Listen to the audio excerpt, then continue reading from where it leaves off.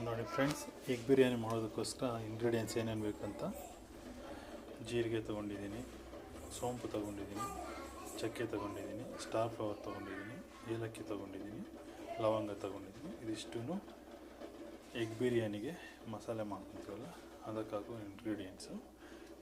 ಇವು ಬಂದು ಲವಂಗ, ಸೋಂಪು, ಚಕ್ಕೆ, ಏಲಕ್ಕಿ, ಹಸಿಮೆಣಸಿನ್ಕಾಯಿ, ಕೊತ್ತಂಬರಿ. ಇದು ಗೀ ರೈಸ್ ಮಾಡ್ಕೊಳ್ಳೋದಕ್ಕೆ ಅಂಥೇಳಿ ಅದರಲ್ಲಿ ಹಾಕ್ತೀವಿ. ಈಗ ಬಿಸಿ ಬಿಸಿ ನೀರು ಕಾದ್ಮೇಲೆ ಅದರಲ್ಲಿ ಹಾಕಿ ಮತ್ತೆ ರೈಸ್ ಹಾಕಿ ಗೀ ರೈಸ್ ಮಾಡ್ಕೊತೀವಿ. ಎಗ್ ಬಿರಿಯಾನಿಗೆ ಮತ್ತು ಪುದೀನ, ಕೊತ್ತಂಬರಿ, ಹಸಿಮೆಣಸಿನ್ಕಾಯಿ, ಟೊಮೊಟೊ, ಈರುಳ್ಳಿ ಇನ್ನೂ ಎಕ್ಸ್ಟ್ರಾ ಬೇಕಾದರೂ ಹಾಕ್ಕೋಬೋದು. ಅದ್ರ ಜೊತೆಗೆ ಇವೆಲ್ಲನೂ ಈ ಇಂಗ್ರೀಡಿಯೆಂಟ್ಸು ಮತ್ತು ಇವೆಲ್ಲನೂ ಎಗ್ ಬಿರಿಯಾನಿಗೆ ಮಸಾಲೆಗೆ ಹಾಕ್ಕೊತೀವಿ. ಇದ್ರ ಜೊತೆಗೆ ಬೆಳ್ಳುಳ್ಳಿ ಪೇಸ್ಟು ಆವಾಗ ರೆಡಿ ಮಾಡ್ಕೊಳ್ಳೋವಂಥದ್ದು ಫ್ರೆಶ್ಶಾಗಿ. ಇದ್ರ ಜೊತೆಗೆ ಒಂದು 10 ಮೊಟ್ಟೆಗಳು,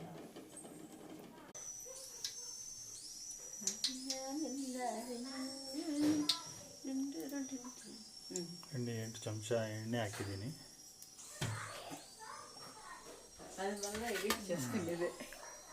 hole garam masala,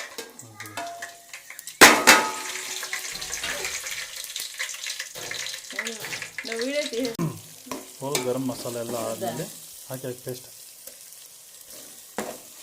already 2 spoons ಹಾಕ್ಕೊಂಡಿದ್ದೀನಿ ಉಳಿದಿದ್ದದು. ಅದಾದಮೇಲೆ ಕೊತ್ತಂಬರಿ, ಪುದೀನ ಹಾಕ್ಕೋಬೇಕು. ಇದನ್ನು ಈ ಥರ ಚೆನ್ನಾಗಿ ಫ್ರೈ ಮಾಡ್ಕೋಬೇಕು. ಫ್ರೈ ಆದಮೇಲೆ ಟೊಮೊಟೊ ಹಾಕ್ಕೋಬೇಕು.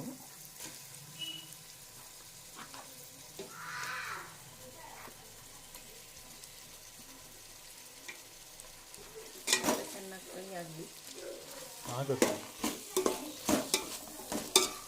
ಟೊಮೊಟೊ ಚೆನ್ನಾಗಿ ಫ್ರೈ ಆಗಬೇಕು. ನೋಡಿ ಫ್ರೆಂಡ್ಸ್, ಈ ಥರ ಚೆನ್ನಾಗಿ ಫ್ರೈ ಮಾಡ್ಕೋಬೇಕು.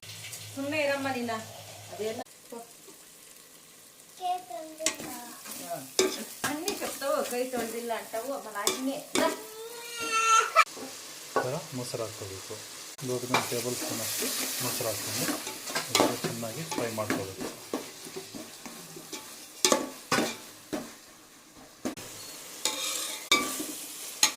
ನೋಡಿ ಫ್ರೆಂಡ್ಸ್, ಈ ಥರ ಚೆನ್ನಾಗಿ ಫ್ರೈ ಮಾಡ್ಕೋಬೇಕು.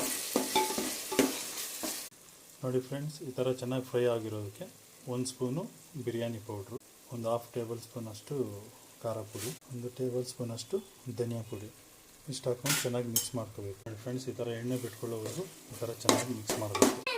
ಇದ್ರ ಮುಂದುವರಿದ ಭಾಗ ಪಾರ್ಟ್ 2ನಲ್ಲಿ ಬರುತ್ತೆ ಫ್ರೆಂಡ್ಸ್.